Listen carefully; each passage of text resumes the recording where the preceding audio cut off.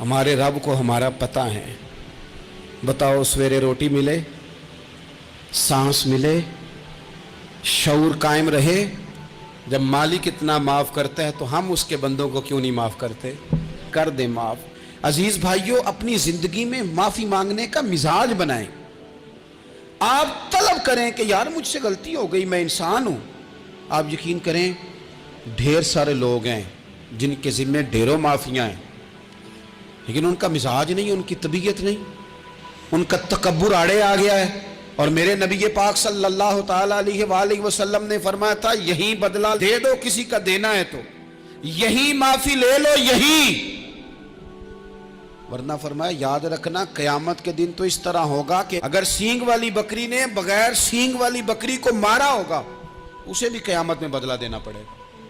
یہی معافی تلافی لے لو, یہی.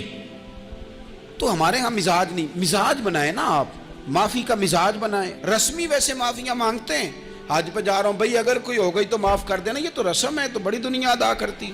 آپ کو پتہ ہے کہاں آپ کو معافی لینی ہے, تو جہاں جہاں اس طرح کے معاملات ہیں وہاں آپ کلیئر کریں. صحیح بخاری میں حدیث ہے حضرت ابو ذر غفاری سے, جب کسی نے کہا کہ آپ نے اسی طرح کے کپڑے خود پہنے ہیں جس طرح کے آپ کے غلام نے پہنے, یہ کیا معاملہ ہے؟ تو فرمانے لگے, اعلانیہ خود بتانے لگے, فرمانے لگے مجھ سے ایک دفعہ غلطی ہو گئی تھی, میں نے ایک غلام کو جھڑک دیا تھا تو نبی پاک نے مجھے تنبیہ فرمائی, تو میں نے اس غلام سے معافی بھی مانگی, اور اس دن سے لے کر آج تک میں جس طرح کا خود لباس پہنتا ہوں اسی طرح کا اپنے غلام کو پہناتا ہوں.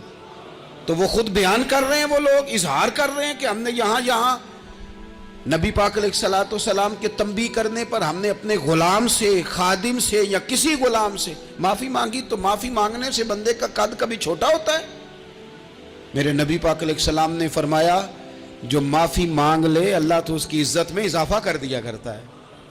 تو اس لیے ایک تو جہاں یہ معاملہ ہے وہاں, اور دوسری جو آیت میں نے تلاوت کی اس میں اللہ کہتا ہے کہ غصہ پی بھی جاؤ, معافی مانگو بھی اور معاف کر بھی دو. والکاظمین الغیظ والعافین عن الناس, فرمایا وہ لوگ جو غصہ پی جاتے ہیں اور لوگوں سے درگزر کرتے ہیں, لوگوں سے درگزر کرتے ہیں. واللہ یحب المحسنین, اللہ ان احسان کرنے والوں سے محبت فرماتا ہے, ان سے اللہ پیار کرتا ہے. تو رب فرماتا ہے جو غصہ پی جاتے ہیں والعافین عن الناس, اور لوگوں سے درگزر کرتے ہیں. ایک تو معافی مانگے اور دوسرا معاف کر بھی دیں. اگر دل میں کوئی بات ہو تو معاف, ہر روز لوگوں کو معاف کر کے سویا کریں. پہلے تو اس طرح کا کوئی کام ہی نہ کریں. ایک شخص نے جملہ کہا تھا, لکھا تھا, کمال لکھا تھا, اس نے کہا تھا کبھی ایسا کوئی کام نہ کرنا کہ کوئی تمہاری وجہ سے جا کے رب کے سامنے رونا شروع کر دے. ایسا کوئی کام نہ کرنا کہ کوئی بندہ تمہاری شکایتیں اللہ رسول کو لگائے. اس طرح کا کبھی کام نہ کرنا کہ وہ تڑپ اٹھے اور کہے اب تمہارا شکوہ میں نے وہیں کرنا ہے.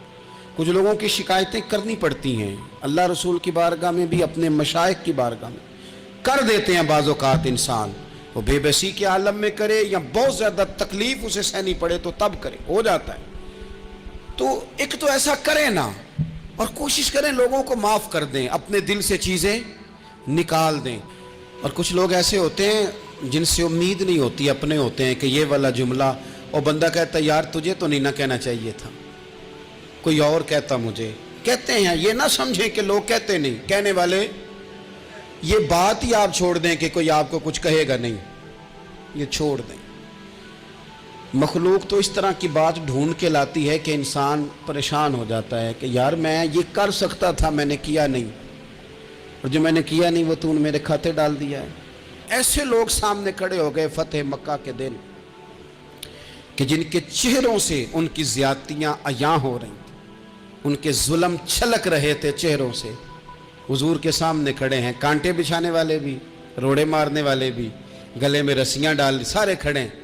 حضور نے فرمایا بتاؤ تمہارے ساتھ کیا سلوک کروں. انہوں نے کہا آپ کریم ہیں.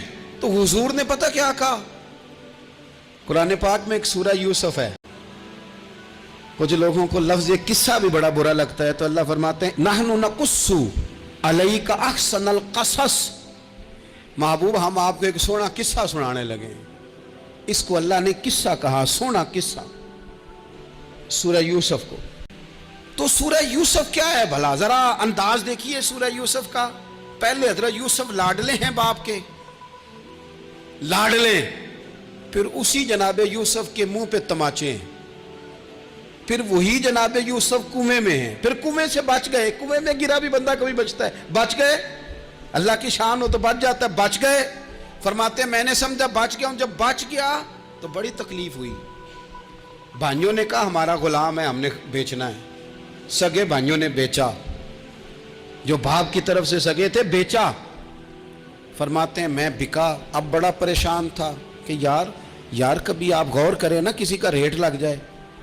फरमाते हैं अब बड़ा परेशान था, और जब मैं मिस्र में गया तो मैं कोने में खड़ा हूं और लोग मुझे खरीद रहे हैं।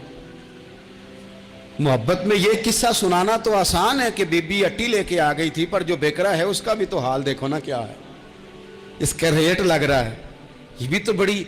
और जनाब यूसुफ कहते हैं फिर अजीज मिस्र ने खरीद लिया, तो बादशाह के घर गया तो कुछ सुख का सांस आया। ये हजरत यूसुफ हैं, ये लाडले हैं। फरमाते हैं सुख का सांस लिया ही था कि जनाब जुलेखा ने इल्जाम लगाया,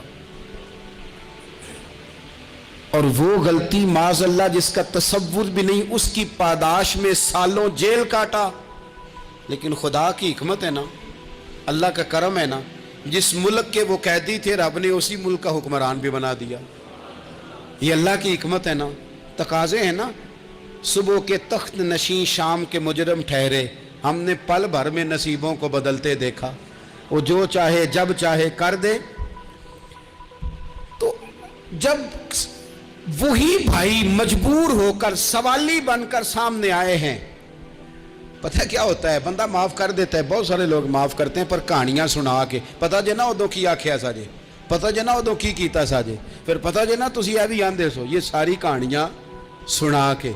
लेकिन हजरत यूसुफ के सामने खड़े हो गए, जनाब यूसुफ ने बात छेड़ी कोई नहीं, फरमाया तुमसे बात ही कोई करनी, जाओ तुम्हें सारा कुछ माफ किया। अब जब ये लोग मक्के वाले हुजूर के सामने खड़े, इस तरह माफी देनी चाहिए। ये जब सामने खड़े हुए तो हुजूर ने फरमाया पता है तुम्हारे साथ क्या सलूक करने वाला हूं?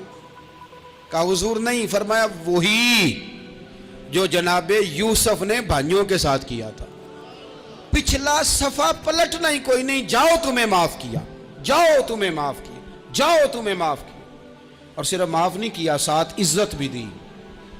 सबसे ज्यादा मुकाबले तो हजरत अबू सुफियान ने किए थे ना,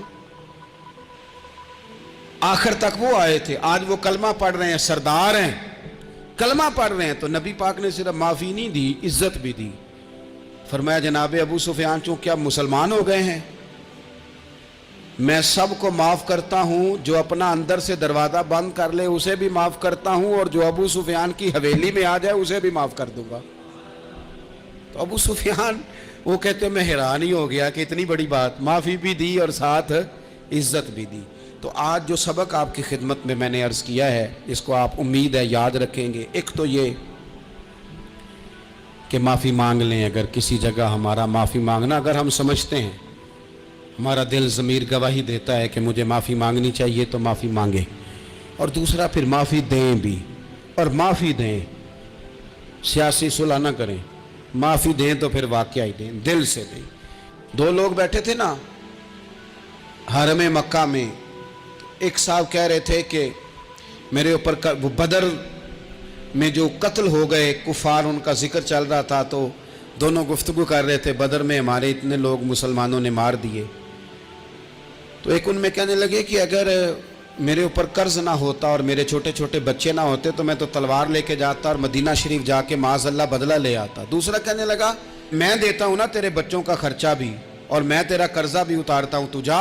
उसने कहा पक्की बात है? कहा हाँ, कर्जा भी मैं उतार दूंगा, तेरे बच्चों का खर्च भी उठाऊंगा, तू जा। उसने खंजर तैयार किया, तलवार तैयार की, घोड़े पे बैठा, गले में वो तलवार उसने अपने डाली और मदीना शरीफ आ गया। इत्तेफाक की बात यह कि मुलाकात हजरत उमर से हुई। जनाब उमर कहने लगे मुझे तेरी नीयत ठीक नहीं लगती। पकड़ा किधर आए हो? कहने लगा मैं तो बदर के कैदियों के बारे में बात करने आया। फरमाया तलवार लेके, तलवार लेके चल, तुझे हुजूर के पास लेके जाता हूं। नबी करीम की बारगाह में ले गए तो हुजूर फरमाने लगे कैसे आए हो, कैसे आना हुआ? کہنے لگے جی میں تو بدر کے جو قیدی آپ کے پاس ہیں ان کی بات کرنے آیا تھا. تو حضور فرمانے لگے چل پھر باقی کی میں سناؤں. خیال آیا مسلمان نیک و بد پہچان جاتے ہیں, محمد آدمی کے دل کی باتیں جان جاتے ہیں صلی اللہ تعالی علیہ وسلم. فرمایا میں سناؤں. حضور کیا؟ فرمایا تم اور فلاں بن فلاں وہاں بیٹھے ہوئے تھے نا حرم مکہ میں, فلاں پہاڑ کے ساتھ ٹیک لگا کے, اور تم نے یہ کہا تھا نا کہ قرضہ نہ ہوتا, بچے چھوٹے نہ ہوتے تو بدر کے مقتولین کا میں بدلہ لیتا. یہ سارا کچھ طے کر کے پھر آئے ہو.